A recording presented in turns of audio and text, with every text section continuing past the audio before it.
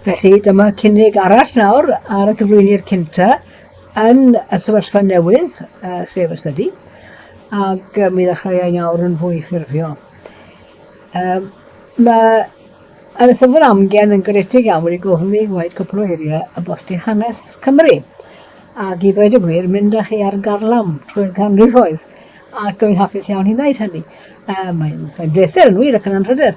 Ond o'n i taro'r beth gyntaf ddim cweit ar hanes, ond yn hytrach ar ddiffiniadau o Gymreigdod. Oherwydd mae'n anodd iawn i ddiffinio Cymreigdod. O'n i'n ffindo pan o'n i'n gyfrifol am y cwricwlwm hanes a trio wneud hanes Cymru yn greiddiol, yn ganolog i'r cwricwlwm. Bod pobl yn dadlau am ystyr Cymreigdod a wedi bod yn ymwneud wedyn gyda cwricwlwm Cymraeg am diffinio'r peth mor anodd. Achos yn y peth gyntaf, mae rhaid i chi fynd hibo arwyddion, ddim nodweddion Cymreigdod, y delweddau hynny, a'r stereotypau hynny, sydd yn diffinio Cymru mewn rhyw ffordd i ni. Does dim wrth i chi sôn am y ddrai goch fel rhan o Gymreigdod. Mae hi'n arwydd o Gymreigdod. Hi yw y ddelwedd ni'n gysylltu gyda'n gwled ni, ac ni'n gweld hi ym mobman. Pysys i Car Wash Wales gyda ddrai goch hynny ar y ffordd mewn i Gylfynydd prynawn yma. Ac hi ffindo'r y ddraig ym mhobman, a hyfryd iawn, a mae'n dyngos yn Cymreigdod ni. Ond nid yna hanfod yn Cymreigdod ni. Arwydd o gyfnod yr oesoedd cynol a chyn hynny mwy na thebyg, achos ni'n gofio am chymod y bachgen Emrys a'r ddrai goch a'r ddrai wen yn ymladd a'r ddrai goch yn symbol o Gymru a'r ddrai wen yn symbol o Loegr a Saxoniad yn y trach a felly. Ond perthyn i'r cyfnod pan oedd angen i ddilwyr wybod ble oedd milwyr eraill i carfan nhw mewn brwydr a ble oedd i harweinydd nhw. Ac felly oedd y ddrai goch a'r rhew, a'r o tarw hefyd, a'r erod, o'n nhw gyd yn symbolau ar beisiau arfer mewn brwydrau. Ond oedd y ddraig wedi cael ei chysylltu gyda Chymru yn gynnar iawn, oherwydd ni'n gwybod i Harris Seithfed, arwain i fyddin i frwydr Bosworth, dan Waner Cadwaladr, y ddraig air. Felly, nid y ddraig goch, ond draig, serch hynny. Ac o hynny mlaen, oedd y ddraig yn cael ei gysylltu gyda'r teulu brenhinol, achos o'n nhw'n gwneud lot o'i tres Cymraeg nhw nôl yn yr unfed ganrif ar 15. Ond, byd o fod hynny, dyw'r ddraig yn ei hunan, mae'n symbol o'r wled, ond dwi ddim yn rhan o Gymreigdod. Beth am bethau wedyn fel y wisg draddodiadol? Yr het uchel, paes y betgwn, a rhyw wisg wasgod a clos ben lun i'r ddynol.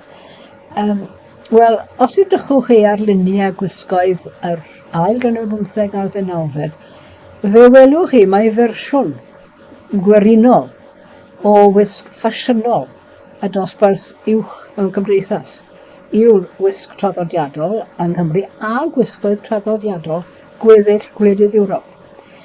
Yr arfer oedd yn y 19fed ganrif a chyn hynny bod y byddigion a bobl cyfoethog yn trosglwyddo y dillad o'n nhw wedi blino i wisgo i'w wision a'i morynion nhw. Ac oedd rhain i'n cael ei wisgo a'i wisgo.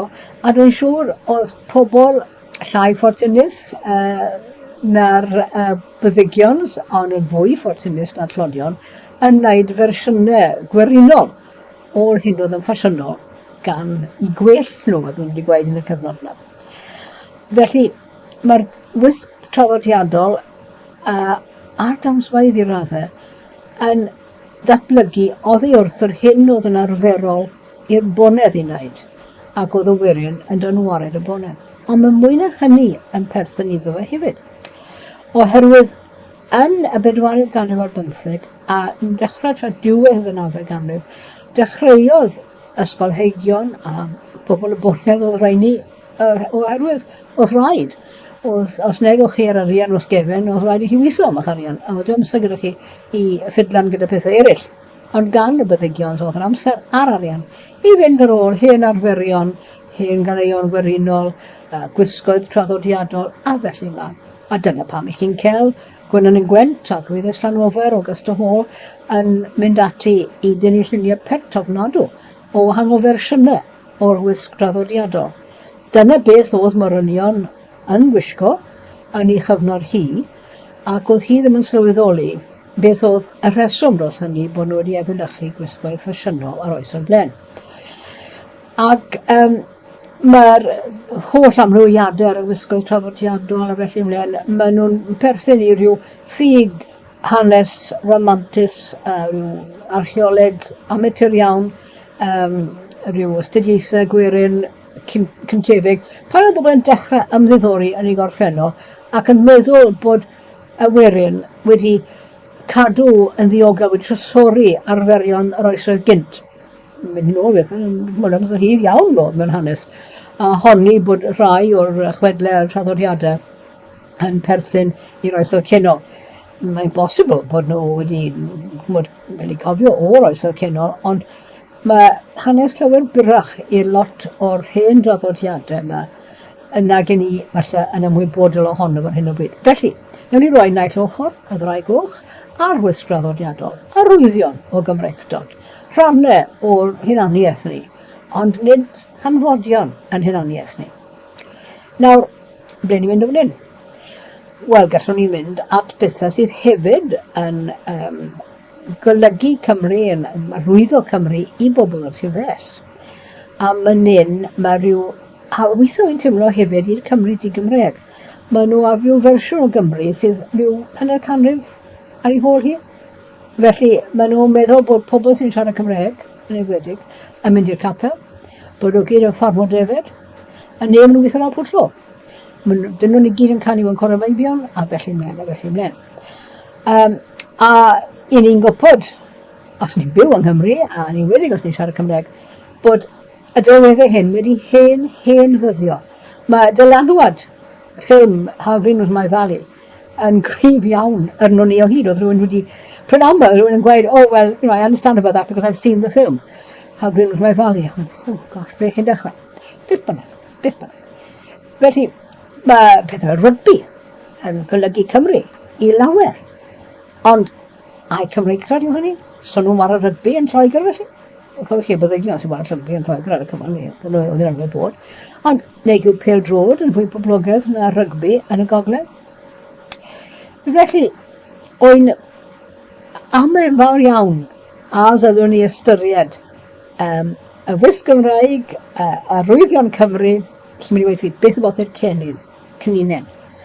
Wel, eto, arwydd oedd hynny, eto mewn ged, mewn brwydr, oedd ddilynwyr tywysog Cymru ar y pryd, o'n nhw yn gwisgo cyninen achos i liwiau fe o'r gwyrdd a gwyn meddau nhw. Mae rhyw gyfeir at Dewi yn Buchedd Dewi yn byta cennin a dŵr a bara, ond Dewi Llysiewr. Ond, yn gwybod am hynny, mae jyst rhywbeth wedi datblygu dros gyfnod o amser a lot ohono i wneud gyda beth oedd bobl yn defnyddio fel arwyddion i ddangos i hunaniaeth nhw amser oedd pobl ddim yn darllen ac pan oedd rhyfel a hefyd dangos ochr yn bwysig iawn. Na'n cofio bod anhrefn ronc yng Nghymru am ganrifoedd a oedd gweision gwahanol deuluoedd bonheddig yn ymladd ymlith i gilydd. Mae'n hyn yn gallu ger ar lewl i fi. Oedd lot o ffys rhwng doi deulu bonheddig a oedd i gweisio nhw yn ymladd Tifes yr Eglwys. A bydd nhw wedi gwisgo rhyw fath o rhywbeth i ddangos i bawch o'n nhw'n perthyn. Felly, o'n gweud, mae'r arwyddion yma, maen nhw'n dangos yn hunaniaeth ni, maen nhw'n reswm dros ni gwisgo gen hunain yn cap a gwisgo yn cylonau ni hefyd, ond nid dyna'r hanes i gyd, a nid dyna'r hanfodion Cymreictod. Nawr, o'n meddwl, gan gofio wrth gwrs bod fi yn llunio hwn ar gyfer y Steddfod amgen o'n Steddfod, mae un o'r pethau Cymreiciaf i fi yw'r Steddfod. Achos fan hyn, mae sawl peth yn dod at ei gilydd sydd yn wir yn hanfodiol beth yw bod yn Gymraes i fi. A hynny yw yr iaith ei hunan, sydd yn allweddol yn tymlo'r cyfan. A mae hwnna'n broblem, wrth gwrs, oherwydd dim ond un ym mhob 5 sy'n siarad Cymraeg, bod pethau'n gwella dipyn bach, a gweithlygu dipyn bach, dros yr cwarter canrif diwetha, lleiafrif o hyd i ni Cymraeg yng Nghymru. A mae agwedd cymleth gyda rai ohonyn, mae gyda nifer ohonyn siarad yr iaith yn sicr. Mae Cymru di-Gymraeg, a mae'n problemau gyda'r iaith, yn enwedig rhai sydd wedi trio i dysgu ni a wedi methu. Mae nhw yn cael ei anodd iawn i fod mewn sefyllfa lle mae'r Gymraeg yn cael ei siarad yn ddidramgwydd. Ond mae'r iaith eto gyd yn hynod o bwysig yn fy marn ni, a mae'n mynd i ddod nôl at hynny. A dyna lle mae'r Eisteddfod yn fel sydd yn crisialu llawer o'r hyn sydd ystyr Cymreigdod i fi. Yr iaith, hefyd yr bwysigrwydd a'r gerddoriaeth a barddoniaeth. Nawr yn gwybod bod Cefn Crefft a pethau eraill yn rhan hanfodol o'r Eisteddfod. A mae'r pethau sy'n ymwneud gyda celfyddydau a gyda gwyddoniaeth hefyd a thechnoleg.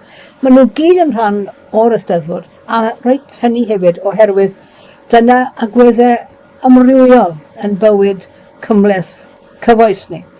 A mae'n dde iawn bod nhw wedyn yn cael cyfle i gael sylw a gael i harddangos i'r genedl iaith Gymraeg yn Gymraeg. Un o'n nhw wedyn at chymryd y ffaith bod yr iaith yn gynolog i'r hyn yw i fod yn Gymru. Ac mae'r Eisteddfod felly yn llwyfan i arddangos yn diwylliant ni a gwahanol agweddau ar ein bywydau ni. A mae hi yn rhoi blaenoriaeth, neu wedi rhoi blaenoriaeth, mae'n dal i rhoi blaenoriaeth, ni'n raddau. Y goron a'r gader yn mynd i farddoniaeth. Mae yna fedalau, mae yna ribanau, mae yna wobrau, hael a hyfryd i agweddau eraill ar ddiwylliant. Ond ble mae'r bwyslais? Wel, mae'n bwyslais ar farddoniaeth.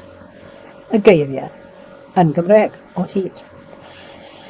Ac yn y farddoniaeth yna, o'i'n meddwl, mae hanfodion Cymreigdod i'w canfod. I fi, ond of course, o'i wedi gwneud lot o waith o nes i gredd ymchwil doethuriaeth ar farddoniaeth yr oesoedd canol. I fi, mae'r gorffennol, mae'n hanes ni, mae'r bobl sydd wedi ffurfio'n cenhedlaeth yn cenedl ni, maen nhw'n siarad gyda ni yn y farddoniaeth i ni'n darllen a ni'n adrodd ni'n gilydd. Ac yn yr Eisteddfod hefyd, mae yna ymdeimlad rhyfeddol o berthyn. A mae'r ymdeimlad yna yn rhan o hanfodion Cymreigdod i fi. Ac i fi, mae'n mynd nôl yn mell iawn mewn i'n gorffennol ni, mewn i'r cyfnod yna sydd ddim yn cael digon o sylw yn y marn ni gan haneswyr, y cyfnod pan ges Cymru i ffurfio. Y cyfnod rhwnt y Madawiad yr Rufeiniad, neu dirywiad ar ymrodaeth Rufeinig ym Mhrydain, sef dechrau fres y 5 ganrif oed Crist. A sy'n ymestyn wedyn mewn i cyfnod Hywel Dde. Mae'n cael ei alw nawr y cyfnod ôl Rufeinig, neu'r canol oesoedd cynnar. Ond slywodydd, o'n i'n galw'r i'r oesoedd tywyll, oherwydd cyn lleir o dystiolaeth sydd amdani. Mae hwnna'n newid rhywfaint nawr, ond does dim dwywaith, mae'n anodd i sgrifennu hanes y cyfnod, achos mae cyn lleir o dystiolaeth yna o hyd. Ond meddyliwch beth sy'n digwydd yn y cyfnod yna rhwng y Rufeiniad a'r drefn Rufeinig yn diflannu yn raddol, a mae Cymru'n cael ei ffurfio dan y dylanwad ymosodiadau o tu allan, y Gwyddelod, a Llanwyr, wedyn y Saeson, a nes ymlaen yn Ormaniad. Mae Cymru yn cael ei ffurfio. Mae'r iaith, y gyfraith, mae'n llenyddiaeth ni yn datblygu yn y cyfnod yna. A mae'n seintiau ni yn, rhan fwy o seintiau ni'n perthyn i'r cyfnod yna. Faint o hanes i iddyn nhw yn cwestiwn arall. Ond byd o fo am hynny, dyma'r cyfnod sydd yn ffurfio Cymru a'i sefydliadau hi, a'i traddodiadau hi, a'i diwylliant hi, a'i iaith hi, of course. Oherwydd mae'r hen Gymraeg gyda ni, mewn i'r 6eg a'r 7eg ganrif, mae farddoniaeth gyntaf perthyn i'r 8eg ganrif, Canu Aneirin, Canu Taliesin, a wedyn mae erbyn ni gyrraedd y 9eg ganrif a 10eg ganrif, i ni wedi cyrraedd tir sicr Cymraeg cynnar. A mae'r hanes ni'n seintiau ag ati a farddoniaeth, bethau fel Canu Llawar Hen, yn perthyn i'r cyfnod yna. A thrwy ymgenefuno ar farddoniaeth yn bennaf o'r cyfnod yna, chi'n gweld pwysigrwydd perthyn. Mae'r darn gyntaf sy'n cofio o farddoniaeth Gymraeg, Englynion y Juvencus, yn sôn am unigrwydd un person. Oherwydd mae fe'n gwaed dim ond i gaeth, i Ffranc, sydd gyda fe o gwmpas i badau lle mae'n cael bwyd gyda'i gilydd. Ond mae ffili siarad gyda fe, achos dyw e ddim ar un statws cymdeithasol. A mae fe'n gwaed, Sir Ifor Williams wedi dweud hongli'r llinell olaf i ddweud mae 2 arglwydd gallu siarad, ond mae un dim ond yn dweud. Felly oedd perthyn myna. A wedyn yn Canu Taliesin a Canu Taliesin, mae gyda chi'r un teimlad yna o ymroddiad o berthyn i'r arglwydd, wedi ifad medd, mwyn fawr oedd y gwir ifangethig a traeth, a yn caneuon sy'n perthyn i'r corpws cynhara o Canu Taliesin, mae'r bardd yn sôn am i berthynas agos gydag Urien ac Owen ab Urien. I'r fath raddau mae'n sôn am gario pen Urien o Faes y Ged, mwyn fel bod ddim yn cael ei anrhyddu gan i elynion. Ac yn cyfreithiau Hywel, sydd yn perthyn i'r cyfnod mae Cymru'n cael ei ffurfio, mae pwysres mawr ar berthyn, a'r cysylltiadau teuluol a llwythol wrth gwrs yn reiddiol, oedd yn clymu pobl at ei gilydd. A'r cofiwch hyd heddi mor bwysig yw i ni Gymru i benderfynu bwy chi'n perthyn. A dyna beth ni'n wylo amdano pan ni'n cwrdd â rhywun diarth, a ni'n wylo am rhyw gysylltiad, ni'n ddolyn gyswllt sydd yn clymu ni at yn gilydd. A beth ych chi'n cael yn yr Eisteddfod? Ddim yn Eisteddfod amgen falle, ond ar bob Eisteddfod arall. Rhyw ymdeimlad teuluol, cartrefol hyfryd, lle i chi yn, chi'n cystadlu yn ymwneud eich gilydd, yn ymwneud iawn, a chi'n cael cwmpo mes bod i hwnna, ond i chi'n teimlo bod chi'n gyd yn rhan o rhywbeth sydd yn fwy na chi, a chi gyd yn perthyn. A mae fe'n beth hyfryd. Pan oedd y Steddfod yn y fenni, o'n i yn ymwneud dipyn gyda fe, a ni'n mynd lan bob dydd, wrth gwrs. A deth cwpl o ffrindiau draw gyda fi, y bobl oedd naill llai ddim yn siarad Cymraeg, ac un ohonyn nhw yn ffrind gorau fi'n mynd digwydd, Sophie Laws, oedd hi wedi dod gyda fi i'r Eisteddfod, achos o'n i'n mynd i wneud yr arfer yn y Saturn, oedd hi'n dod draw i glwad fi. Bore teg, o'n i'n ffrindiau ystyddiad coleg, a o'n i'n ffrindiau mynwesol. Ac oedd hi wedi cael ei syni ganddo fe, gan ddweud wrtho fi, I thought the Eisteddfod was just a lot of old men dressed up in funny clothes, doing funny things in a field. Dyna fel ni'n edrych i'r tu allan. Sorry. Barchus Alferwydd a barchus gyd aelodau'r orsedd. Dyna fel ni'n edrych o'r tu fes i rywun oedd yn ffrind agos. Eto i gyd, mae'n gwybod dim. Ond wedodd hi, but it's amazing. There are so many young families here. There are so many young people. It is wonderful. Why didn't I know how wonderful it was? O cwestiwn de. Felly, oedd e'n agoriad llygad i fi bod fi'n ffrindiau. O'n i'n ffrindiau prynu ers hanner canrif. Ac eto, am ryw reswm, oedd hi ddim wedi sylweddoli mor ganolog a mor bwysig oedd y Steddfod, nac wedi sylweddoli yn sicr, just faint o beth oedd e. Felly, mae'r Eisteddfod yn rhan hanfodol o'n Cymreictod ni. Nawr, oed ymfalchio yn y ffaith bod nifer mawr o bobl Cymru wedi pleidleisio i godi cerflun i fenyw yng Nghaerdydd yn sgwer canolog newydd Caerdydd. A mae hwnna'n hyfryd o beth. Does dim digon o ddathlu llwyddiannau a cyfraniadau menywod. A mae'n wych bod un cofeb beth bynnag statudol mynd i fod yna i fenyw yng Nghanol Caerdydd. A'r menyw a ddiwyswyd, oedd menyw enw Betty Campbell. Menyw ddi a'i chrôn, oedd yn byw yng Nghaerdydd. Oedd yn brif athrawes ysgol yn Rhybywt, ac oedd wedi arwen y ged o ran dysgu hanes pobl dion yn ei hysgol hi, wedi wneud cyfraniad aruthrol o fawr i ymwybyddiaeth o hanes pobl dion, wedi helpu sefydlu canolfan hanes a chelfyddydau Tribute. Oedd hi wedi wneud siwt gymaint, a mae fe'n fendigedig i feddwl bod yna gerflun ohoni hi, menyw ddi, mynd i fod yng Nghanol Caerdydd. Ffantastig. Ond beth sy'n ffantastig am Mrs Campbell hefyd yw bod hi wedi dewis dathlu aml ethnigrwydd ei phlant i ysgol hi, i ddefnyddio'r beirfa fodern, trwy gynnal Eisteddfod.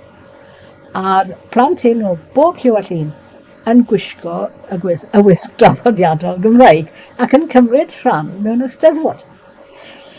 Nawr, licio ni feddwl bod Eisteddfodau yn dal i cael eu cynnal yn gyson mewn ysgolion ledled Cymru. Dwi ddim yn siŵr am hynny. Wy'n gwybod bod ysgolion Cymraeg i cyfrwng ni cynnal nhw, yn credu, mae'n blynydde maith ys i fod yn ystafell osbarth nac yn cymryd rhan mewn holl helabalw Eisteddfod ysgol. Ond byd o fod hynny, wy'n meddwl bod e'n arwydd o bosigrwydd ar ôl canolog yr Eisteddfod i grisialu, i grynhoi, i roi hanfodion Cymreictod o'n blenydd. Ac felly, mae'n arbennig o bwysig i fi i feddwl bod ni yn cynnal yn Eisteddfod ni, yn rhwystrwyr eleni, ond ni yn cynnal Eisteddfod. Ac yn ein cynnal traddodiad sy'n mynd nôl o leia i 1976, mwy na thebyg yn mynd nôl cyn hynny. Mae'n amlwg oddi wrth farddoniaeth cynnar bod statws uchel i'r beirdd. A mae yna peth dystiolaeth bod y beirdd a ryw yn ôl syniadau yr oesoedd cynnar bod iddyn nhw'n perthyn rhyw bwerau arbennig yn debyg iawn i'r derwyddon.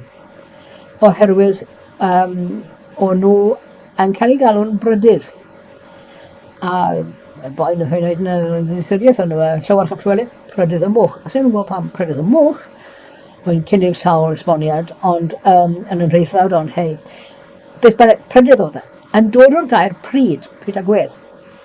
A'r awgrym yw bod Prydydd fel yn gallu newid siep pob pethau, a wneud i bethau edrych yn wahanol.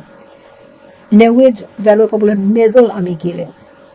A ni'n gwybod hynny i'r raddau, oedd yr hyn Llywarch Llywelyn, oedd e wedi sgrifennu 2 gerdd o ddychan i dywysogion o ddim oedd yn ei farnu, yn wneud i gwaith nhw, ddim yn cyflawni i rôl nhw fel tywysogion.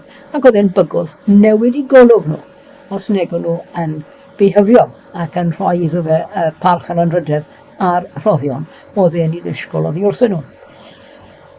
Felly, dyna chi posibilrwydd bod y beirdd yma ni'n coroni a chadeirio yn yr Eisteddfodau ni fel arfer, ddim yn ni, yn perthyn i ryw dyddodiad sydd yn henach o lawer na Chymru hunan, yn mynd yn ei nôl i hen fyd y Celtiad, i'r byd paganaidd.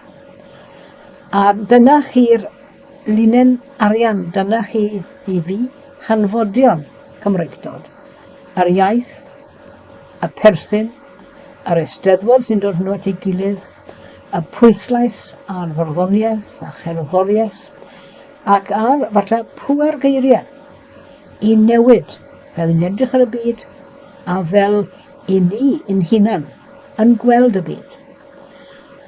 Ac mae'n, fel ni'n gweud ar y dechrau, bleser ac anrhydedd i gyflwyno'r syniad yna i chi heddi yn y gobeith byddwch chi falle yn meddwl amdano fe ac yn cofio amdano fe yn yr dyddiau a'r cyflwyniadau sydd i ddod.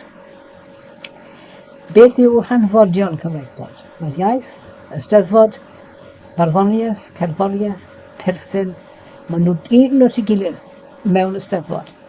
Ond maen nhw'n bosibl i olrhain i greiddiau nhw nôl, fel ein gweud, i'r cyfnod cyn oedd Cymru. Ond pan oedd bobl yn siarad yw'r iaith Brythoneg, mamiaith Cymru wrth gwrs.